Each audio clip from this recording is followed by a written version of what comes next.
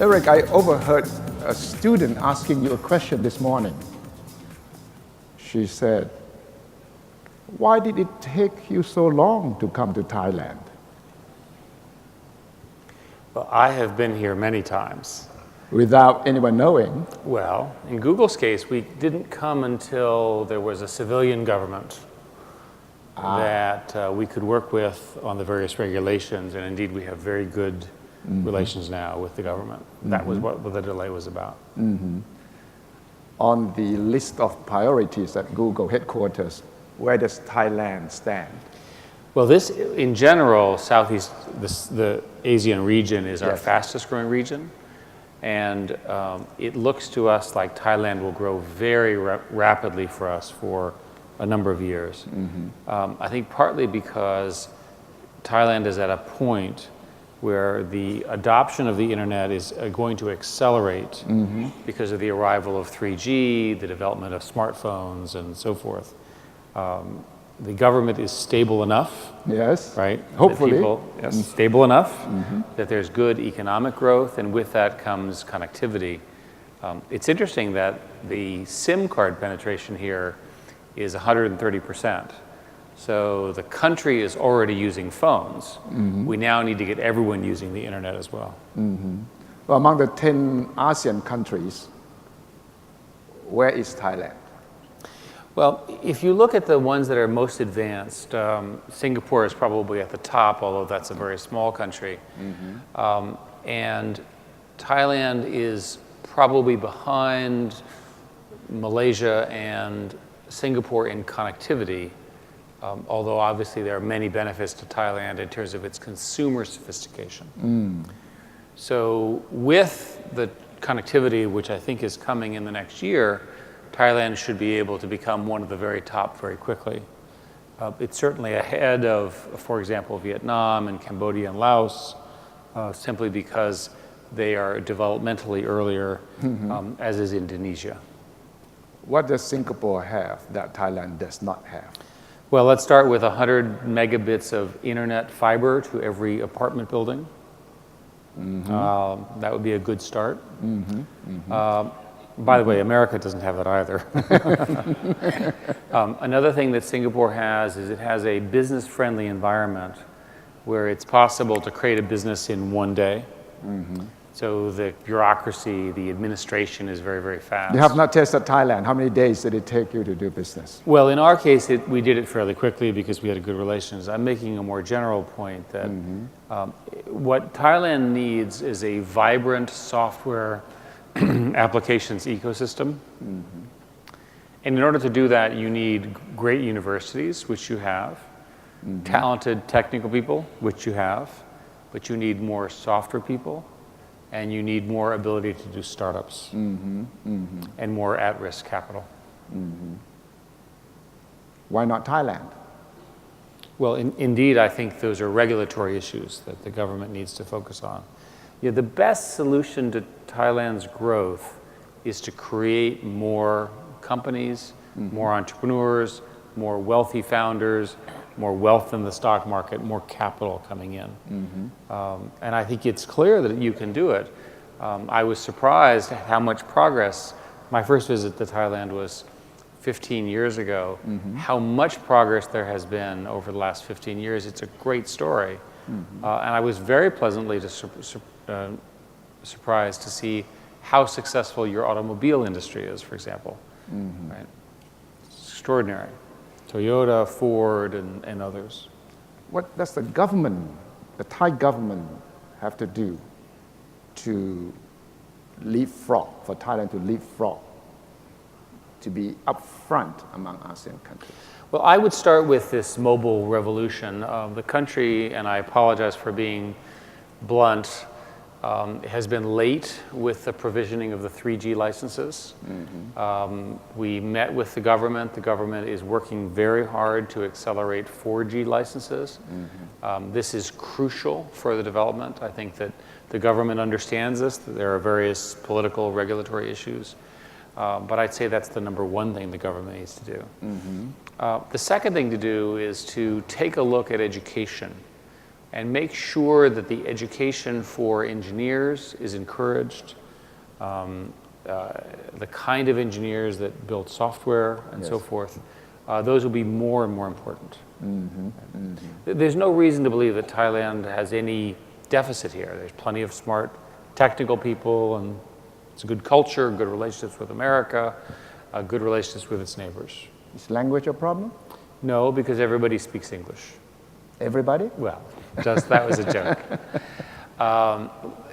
The reality is that English is the global language, and in order to be successful in software, people will need to speak English. But I'm sure, based on the people that I've spoken with, that English teaching is widespread, and that will continue. This government has a policy of a tablet for every child. Do you think that works? I love that idea. Because you can sell more tablets. No, actually, we don't sell tablets. You don't, okay. But let You me sell tell software. No, we don't actually sell the software for the tablets either. Okay. So let me tell you why I love the idea. It's a forward-thinking idea, and it anticipates a world of connectivity. Unfortunately, often when the tablets get in people's hands, the internet that they connect to is not as fast as the tablet. But the tablet idea is a good one. And the right thing to do in the short term is to preload the tablet with educational software. Right? And then over time, as the network gets faster, you'll be able to download new versions. But Thailand is a leader in this one tablet idea. And I think it's an idea that will spread to many, many developing countries. And so it's clear, we don't sell those tablets, we don't sell the software. So you are supporting it because it's a good policy. Well, it is a good policy, and let me tell you why it's a good policy for Google.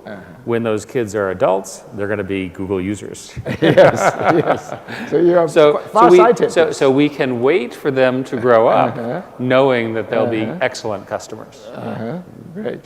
The Thai private sector, from what you know, how ready are we for the digital age? You're getting there. As I understand the Thai consumer behavior, Thais are very sophisticated consumers of fashion, beauty products, cosmetics, very stylish, all of those things. So those are good signs. As I understand the Thai business and consumer culture, consumers have access to credit, they have access to debit cards and credit cards. All of those are necessary, at least in the cities. I'm not so sure about the rural areas, so that's a good sign. And you need all of those to develop it. There are a number of small companies that are doing e-commerce with home delivery and office delivery right from your phone and so forth. Again, another idea that's very important. Here, there's an application called Line, which I suspect everyone in the room is using, which is an example of a new social network that seems to be very popular here with its competitor called WeChat. Between the two, those two will define a lot of the social networks here. Yes. In your book, your new book, The New Digital Age, you talked about empowerment of the people. You say that with the digital age, people can protest, people can mobilize dissidents, and governments will find it more difficult to control people.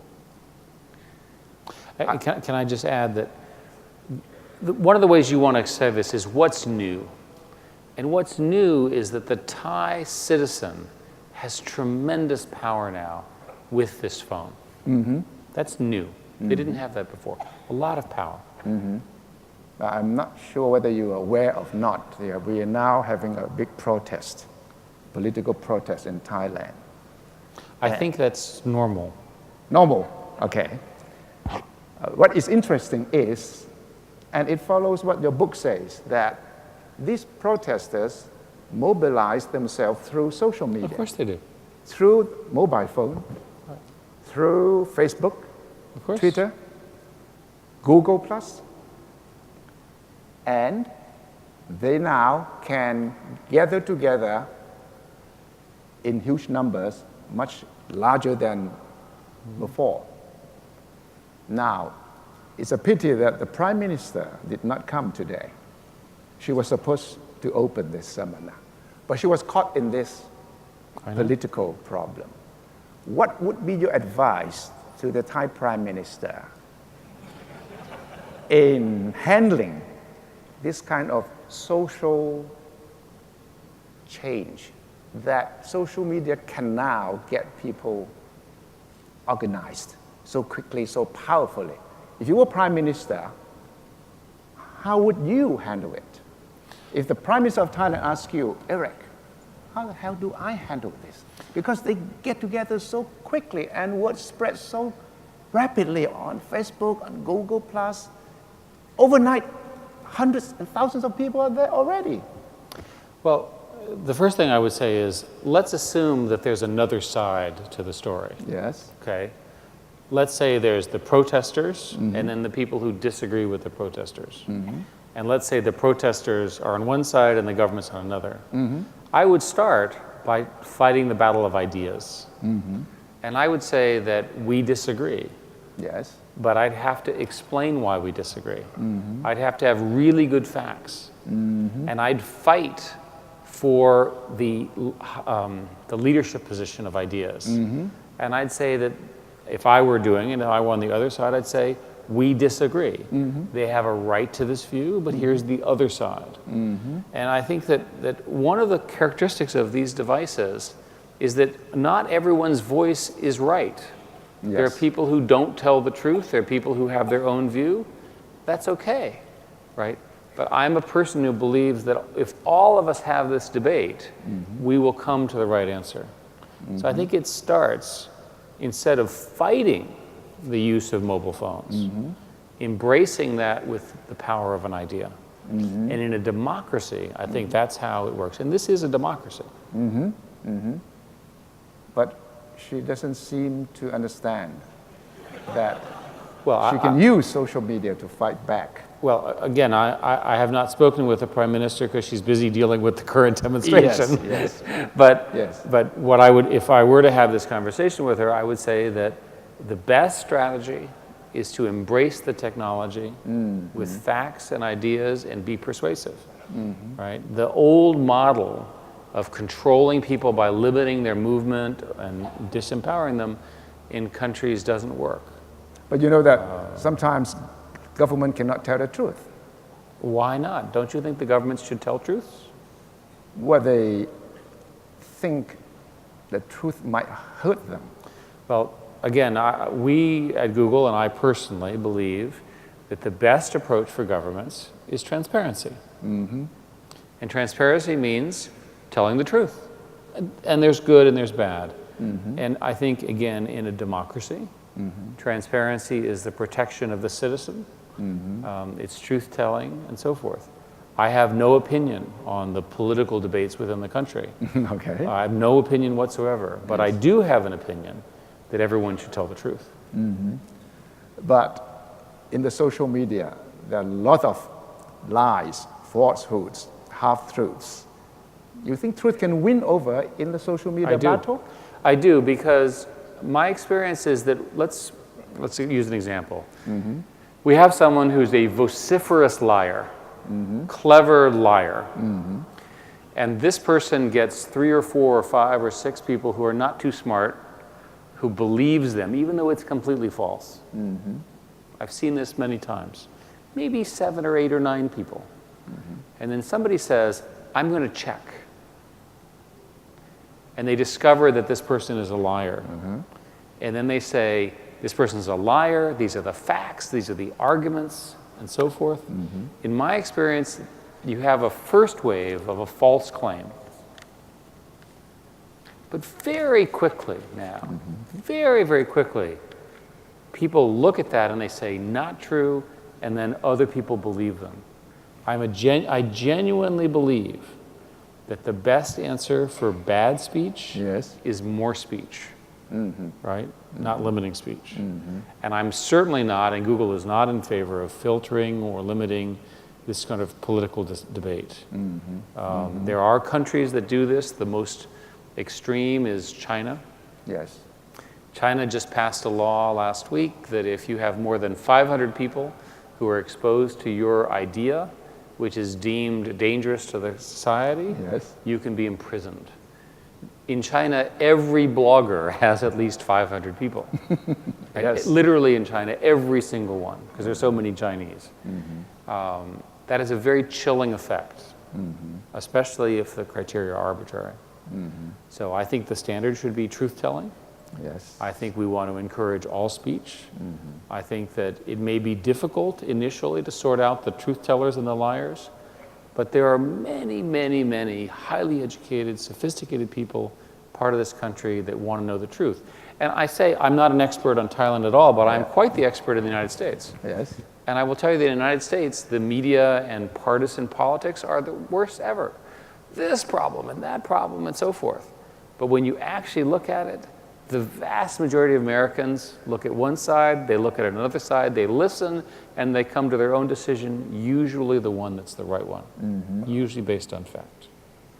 But Google, gathering all the information from around the world, from all the sources, what is Google's responsibility in telling the truth? Well, I wish Because we you had... gather lies No, too. no, I wish we had an algorithm that exactly defined truth. Yes. And also justice, morality, love, human things. We've not quite invented that algorithm. So the best that we can do is we can approximate truth by where most people's view is. So an example would be I publish a finding. Yes. And I announce some lie, right? And it gets great headlines. Very, very quickly, within a few minutes, there'll be articles saying, not only is his finding false, but he's a liar, he's false, he's disruptive, and so forth. Our ranking algorithms will quickly rank that ahead of my claim. So ranking works pretty well. And then the consumer says, hey, I've got the first article says, Eric is a liar, he's an idiot, he's disruptive. Okay, but I hope this is not true. I'm using this as an example. The second one says what Eric's claim is. I'm going to be much more suspicious about Eric. I'm going to check what he says. But one day soon, you must be able, Google must be able to respond to a question. Is this true, Google? Well, we're actually working on that. You have to. And let me tell you what we're doing. We're building what is called a semantic knowledge graph. And it's called a knowledge graph because it's a set of facts. Now, I wish our facts included which political party is right and, did we like this politician? We can't do that yet. But what we can answer are important questions like, what's the capital of Thailand? Where should I go for dinner? Is this a restaurant that's highly rated? We already get that. Right, but we want more. We want more from Google. I understand, but this is, for most people, Yes. where they go for dinner, whether they can get home in time, what is the capital of the country, Yes. where is my job, who are my customers? These are important life questions too. But you think there will be a day when Google can tell the truth for everyone? I think it will Check the always facts. be, it will always be, this is speculation now. Yes. Okay. I believe that Google will at some point in the future be able to summarize an argument pretty accurately, is my opinion. We're not there yet, and I think we can summarize because Google will be able to understand enough of the argument Yes. to present all of the sides in rough priority order. I'll give you an example. There are people who think that America did not land on the moon. Right. There are 3 of them. The vast majority of people who've looked at this have concluded that America did land on the moon. Okay, so our summary would be, here's a description of America landing on the moon, and the last sentence would say, 3 idiots don't believe this. Okay, right. But the point is, I don't think we can prove it, but I think we can help. Yes. We can help with the understanding. You can gather enough information to verify. Within reason. There are idiots who think that the Holocaust in Germany against the Jews did not occur. Yes. This has been proven in many, many courts, Yes. right, that it did occur. It's not a question in anyone's mind. So we can probably answer those sorts of questions. But a more sensitive or more subtle question like global warming, is it a hoax or not? Well, I think we would answer that one question quite precisely now, because the vast, vast majority of scientific knowledge, which is a process of iteration, indicates that this is man-made and it's happening. Yes. Furthermore, there are many, many observation towers which indicate it. Plus, there are volumes and volumes being written about it. So again, in Google's understanding of truth, Google would adopt the scientific method and say that it's highly likely. And I would observe that the fact that the winters are getting shorter in the northern hemisphere, that the ice caps are melting, that weather is becoming more volatile, and all of these are issues. That volatility, by the way, drives Thai weather. So I know you had terrible flooding here a few years ago. You can imagine the weather getting worse even as the temperature gets hotter. 10 years from now, how would Google look like? Well, you never know. 5 years? You never know. 3 years? We can guess. I think the most important thing that Google can do is to focus on trying to answer questions better and questions that you did not ask. I'll give you an example. So I first came here 15 years ago. And again, love the country. So what I would like Google to do is, when I landed here last night, I came in from Hong Kong, I would like Google to give me a summary, but a personal summary. This is where you stayed. This is what you did. These are your memories. These are the reference point you have. These are the important things that have changed. By the way, new government. By the way, the GDP, 60% better. Much richer country. Traffic is much worse. Right? I would like Google to anticipate those kinds of questions. Now, we can't quite do that, but I think directionally, that's where we should go. We say we want to suggest things. So I come in last night, I'm at a new hotel that was not built when I was here last. I have no idea where to eat. I don't know if my friends are here. I'm confused, I'm jet lagged, I'm tired of Hong Kong, whatever, right? I want the computer to help me make some good choices. But it needs to be personal. And will you use this? Absolutely you will. Because it'll make your life more fun, more interesting. But don't you think sometimes it's scary that Google knows so much about us? No, not at all. Very scary because... I work at Google.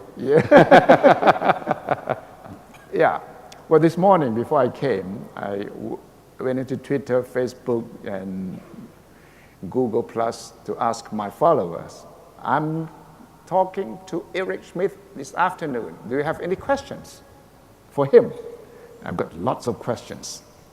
One of them is, what does user privacy mean for Google? I think that is a very serious question. Yes, I was joking. It's obviously a very serious question. I'd like to talk about the National Security Agency as a separate matter.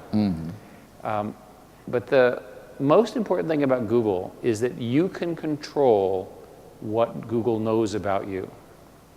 Let me make some suggestions. Let's say you have a secret that you don't want anyone to know, and in particular you don't want Google to know.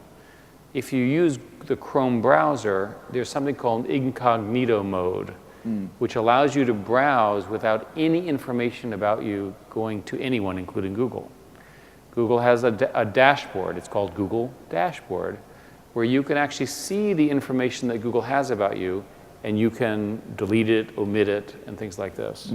So our theory here, the answer to your question, is that people have differing needs. Some people have very good reasons. Some people have different reasons. Some people don't care. And we should let the user decide. We believe in user choice around this. In the case of the National Security Agency, which is a big crisis now in America, Yes. and I think people know that there's been a lot of American spying going on as well. You know, it's like the Chinese spying and then the American spying, and you know, God knows who's We next. all spy, they say. You spy me, I spy on you. Well, what's wrong? Google is not spying on you, and I am not spying on you. Google So does not spy on us? I can assure you Google does not spy on you. Okay. The NSA is another matter. So what we have done is we have expressed our outrage about this. So we've complained. Thank goodness it's free speech. We can say what we think. And we have made our systems much harder to attack by anybody. So we use what is called encryption to try to keep your email encrypted and private, so it's yours. We've tried to, the connections between all of our servers, we've tried to make them much, much harder to break. We've done everything we can think of, and by the way, we're very good at it. So we've done the best we can. What if NSA, the National Security Agency, spies on Google's data center, which include information about us, the users? What would you do? What would you tell President Obama? Well, I can tell you what we've told them so far, Yeah. which is we're very upset about it. Upset, and what do you do? Well, it turns out that it may be illegal, some of the things that are being going, and that would be not good. So we would complain that to the police. But the best thing that we can do is make it impossible to get your actual data through mathematical techniques, something called perfect forward privacy. There are things that we have done and continue to do. And I think that privacy is very important, right? And you realize that when you don't have it. Can you sue the government for spying on you? It turns out we have sued the government to, in a court called the FISA court, to ask them to allow us to be transparent about what they're doing. So even the United States is not perfect from transparency. Here I was suggesting transparency here in Thailand, but the US is not perfect either. But we feel very strongly that if we could publish more legally about what the government is doing, that would lead to greater security and help. We will know in a few weeks how that case works. What do you think of Edward Snowden? Do you think he's a good guy or bad guy? Well, I've never met him. No, I'm not asking you to judge his character, but what his action so far as an American citizen, as a Google executive? Well, first place, I don't know. I don't know that he ever even applied to Google, so I wouldn't know how we would treat him. We would have to look at his resume. As best I can tell in America, when the revelations of Snowden first came out, many Americans felt that he was a traitor against national security. As best I can tell, the set of revelations in the last month or so have been so extensive and so concerning to Americans that Mr. Snowden's reputation has changed, and that he's seen more as a whistleblower or trying to expose some things. This does not involve Google, but I think the embarrassment to the administration about the spying on world leaders and so forth was quite a shock to many Americans. To you personally, is he a good citizen? Has he broken any law? No, he clearly broke the law, because when you have a security clearance, you have to sign a document, which I have a security clearance, so I have signed this document, which says, I understand that this is secret, and if I do this, I will break the law. So not only did he break the law, but he's admitted it by this document. So I think it's then a matter of both a moral and a legal question as to what you do about someone who does it for conscience reasons. Can you break the law and still be a good citizen? Well, we have examples in America where people have done that. We've had examples in America where people have been thrown in jail. And I don't think it's completely understood. I don't know about the Thai law. But the system there are cases, the best one being the New York Times Vietnam papers, where ultimately the actions were seen as okay. Does Google take a position on this kind of We do not, and there are limits to what Google should be advocating for. At the moment, we're mostly upset about the National Security Agency allegedly visiting the data on our servers. Earlier this year, you were in North Korea. Why did you go to North Korea? You know that they are not your potential customers. Yes, in fact, it's important to know that there's a law in America that does not allow Google to do business in North Korea, even if we wanted to. But that's okay. I'm not sure the North Koreans wanted us either. Jared and I and my daughter went to North Korea because we believe that everyone would benefit being connected, and that includes the North Koreans. North Korea is the last country that's closed. It's the last country on Earth where there's essentially no connectivity. They do have about 1 million phones, but the 1 million phones you can't call out, you can't call in, they don't roam. They have essentially no access to the internet except in the government and in certain very carefully regulated universities. They have 2 television channels, they have 1 or 2 radio stations, they have no personal music, they have no iPods. It's very much a relic of the socialist state of the 1940s. And it's very, very sad. So I believe, and I genuinely believe, that the citizens and the government of North Korea would be better with more connectivity. I think their economics would be stronger. I think the citizens would be healthier. I think the country would be more stable.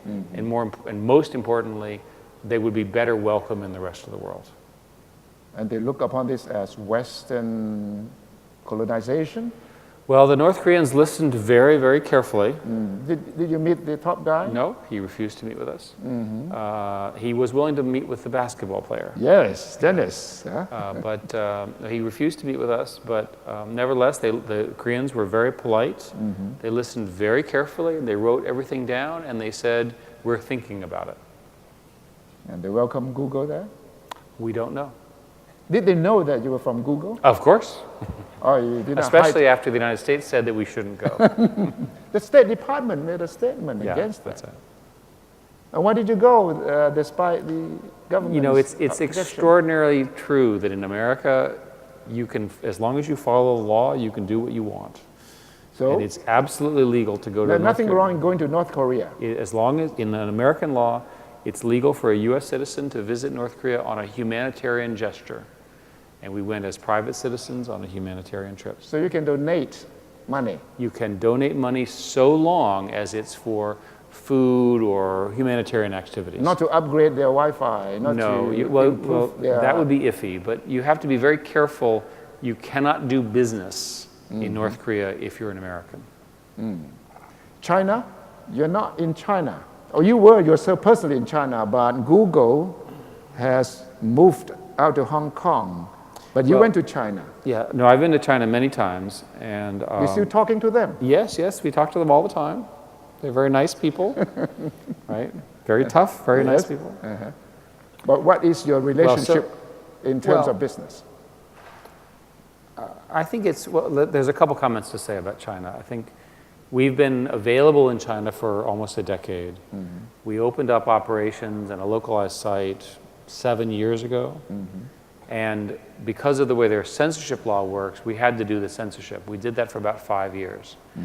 After a particularly unpleasant attack by the Chinese army on Google servers and the attack on the dissidents, we decided to move to Hong Kong.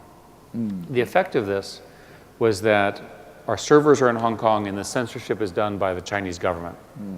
And that's how we solved the problem. Excuse me. So today we have a smaller market share in mainland China and a very good market share in Hong Kong. Yeah. So your future relationship with China would depend on China's law on censorship. I think that's fair. We will, you know, the Chinese government really likes its censorship model. They're very happy to force people to take things down and so forth. We find that abhorrent. We're very strongly opposed to it, and they know this. So we disagree. And you're not ready to compromise to do business there? Well, we decided we would not. Was that a big debate back in the headquarters? Yes, of course. Google is a company where everything is debated. Everything is debated. We debate everything. How do you make decisions? Well, in this particular decision, what happened was we had the evidence of the Chinese attack on Google with great detail. Mm-hmm. And we had the evidence of the attack on dissidents. Mm-hmm. And we knew that the censorship was going to get worse, and indeed it has gotten worse. Mm-hmm. So based on that, we had a lengthy conversation at 4 o'clock on a Sunday afternoon in a special meeting for about 3 hours. Mm-hmm. And we actually had a vote. Mm-hmm. And the majority of the executives, after listening to all of the discussion, thought that it was best to do what we did. And so that's how we operated. Was your position against doing business in China from the beginning, or did you shift your position? Within the management team, mm-hmm. I have always been more willing to engage, mm-hmm. and others have been more upset. Yes. But as an example at Google, this is how Google works. Mm-hmm. We had a vigorous debate. Mm-hmm. And at the end of that debate, everyone said, I can see your side. Yes. And I must say that I can see the side of the people who I disagree with. I could understand how I might have that view. Mm-hmm. And at that point, it was clear that we should make a decision. Mm-hmm. We typically do things by consensus. The consensus mm-hmm. said to pull out. Mm-hmm. And then it became my decision to implement that. Right. And I had to call the Chinese and negotiate with them and be tough with them.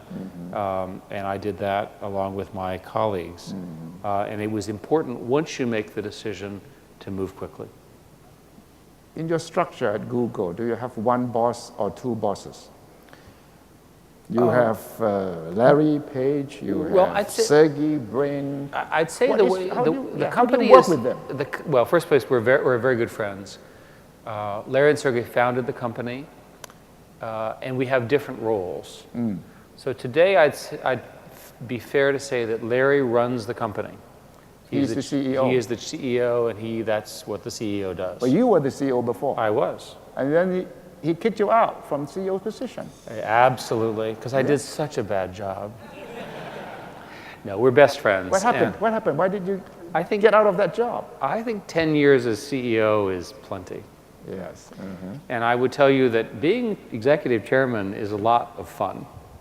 A lot of fun? Yeah, you know why? I know, you have private jet, you fly everywhere. I get to go to Thailand. Yes. And eat good food. I get to go to Burma. I get to go to North Korea. The things that I'm doing now, I could not have done as CEO. And indeed, Larry sits in the office 12 hours a day, wow. Detail, which is what CEOs do. And yes. I had done that before. Mm-hmm. And Sergey has been focusing mostly on Google X. So Google Glass, self-driving cars, and many amazing ideas. This is a good structure. And I think we will continue to work together for a very long time. So the CEO, Larry, who does he report to? Well, you know, do you report to him or he reports to you? I'm confused. Does it matter? It does for me personally. My curiosity. It matters to you a great deal. It doesn't matter to me at all. You know, you work as a group. Yes. And so I am the chairman of the board. There is a board. Larry and Sergey are the founders. In the technology industry, the founders have great power, mm-hmm. as they should. Mm-hmm. So does it matter? We're best friends, we work well together. Mm-hmm. And I think that if you look at Larry's leadership as CEO, yes. Look at the products and the market share and the quality, he has done a fantastic job. So he takes much better than I. He takes you off the bottom line. Yeah. The best thing about my new job is I don't actually need to worry on the quarterly numbers and all of those internal things. I can focus on the things I care about, mm-hmm. which are innovation, jobs, mm-hmm. entrepreneurship, mm-hmm. right? Getting the world wired. Mm-hmm. There was a time when you nearly was recruited by President Obama to join his cabinet. Is that right? That was the rumor in Google.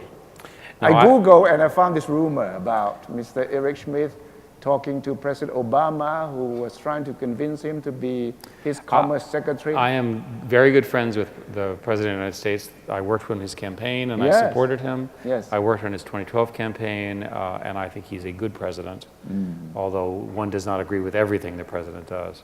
But Google is my home, and I'll stay at Google forever. So you're not denying? It doesn't matter. What matters is that I'm going to stay at Google forever. Okay. Forever? Okay, forever. Forever is a long time. Because, we're not done until everybody's connected. Right? Everybody has to be connected, right? And, I don't know, how many more years do I have? We got to get it all done in that many years. So politics does not interest you? Well, the problem with American politics is it's completely irrational. Like here? No, it's much worse in the U.S. Really? Yes, we shut down the government for 16 days. Have you shut down your government recently? They're trying to. It's a mistake. No, I mean, the American politics have gotten to the point where over a small disagreement over money, the various parties cannot agree. They shut down the government for 16 days. The beauty of shutting down the American government, this is fascinating, is that if you shut down the government, 5/6, that is 83% of the government, is still working. So the definition of shutting down the government is only 1/6 of it. You can't shut down the other 5/6. Yeah. It just continues along. Welcome to America. So you think the Republicans were wrong? And you think President Obama was right in this case? My personal political views, which are different. Google does not have a view on this. Okay. So the disclaimer is that the American system is different from most other systems in that it is a consensus-based system. It ultimately is deal-making. And what happened in this particular shutdown was the president and the Senate and the House in our system were unable to come to a deal. They're supposed to figure out a way to come to a deal. So I think you would criticize all of them. You'd criticize the Tea Party, you'd criticize the Republicans, you'd criticize the Democrats, and you'd criticize the president. But the model in America is a shared model. It has checks and balances. There's not a single decision maker. My last question. Google's slogan is, "Don't be evil." Don't be a bad guy. Have you done anything bad that you regret that does not follow "Don't be evil" motto? You must have done a lot of bad things because you're so big, so powerful. Perhaps there's an alternative narrative, which is that in the internet, if you do good things that make the world a better place, you can become successful. We do have a model of "Don't be evil," and that model is a good check. So there are mistakes that are made along the way, but they get corrected, and they get corrected quickly. So I'm not aware of any large mistakes. Occasionally we've made mistakes that have gotten us in trouble with regulators. We've done settlements over those. They're fairly minor in the scale of things, but we're not perfect. We do make mistakes. We apologize, and we keep going because we made a mistake. And it's important to be a little bit humble. As I sit before you, I see the opportunity for Google, for Thailand, for the internet, as an enormous, enormous opportunity. We're just at the beginning of what happens when you wire a country. Imagine a decade from now, and again, we don't know. Imagine a decade from now when everyone in Thailand is wired with very good smartphones, all running Android, I might add. Think of the productivity and the beauty and the culture and the meat and the art project and all of the palaces and the great culture and the great food and the recipes and so forth. This is a tremendous opportunity. So my advice to you, and I say this to myself, is don't blow it. This is an opportunity that's a rare opportunity in people's lives to have this scale. What would be the things that we do that you would think we will blow it? what would the mistakes as a country that we could make that could blow it? Anything that slows down the adoption of this technology for parochial or political reasons.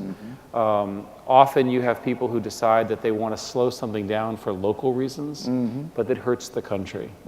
So to me, the error, I believe what I said will happen in Thailand. I think that having it happen sooner is better. In the same way that I believe that eventually North Korea will be wired, I'd like it to get wired in our lifetimes, right? But I believe the inevitability of the empowerment of the internet, that human beings are creative and curious, they want information, they're good-hearted, right? That these cultures have, the Thai culture has been around for a very, very long time. This is a rich history, a true kingdom with great achievements, right? It's not a bad system. You want to empower that system. You want to empower the citizens, right? And my personal view, and I'll say this very clearly, is that you're stronger as a group empowered by your culture and your information, and that's what the internet can do. I can tell you that, and I want to thank you for doing all of the work and organizing this with us. And, most welcome. And you have to invite me to Google headquarters. Yeah, we will. But more importantly, and you're the perfect person because of your background and your understanding of markets, ideas, the social networks, and the cultural impact that you've had here as a pioneer, right, in something that we care about. But the reason we do these big tents is because we want the elite, the people who think about these things, to get organized to make it happen, right? It's not a journey of one company or one person. It's a substance, it's a platform, it's a field, it's a network, right? It's a genuine network. And working together, we can bring real transparency, real political reform, real reform against corruption, real reform in education, great wealth, and frankly, a lot of entertainment, a lot of fun to a great country. Don't you think we should make him Prime Minister of Thailand? No, thank you.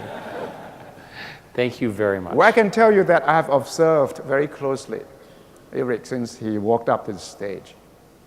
He has no notes. He does not check on what he should say next.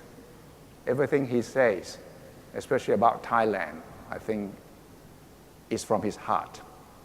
It's very passionate that Thailand really gets going and that we achieve the digital goal that will be very, very important for not only us, this generation, but for the next generations to come. Thank you very, very much, Eric. Okay, thank you Let's all. give him a great applause.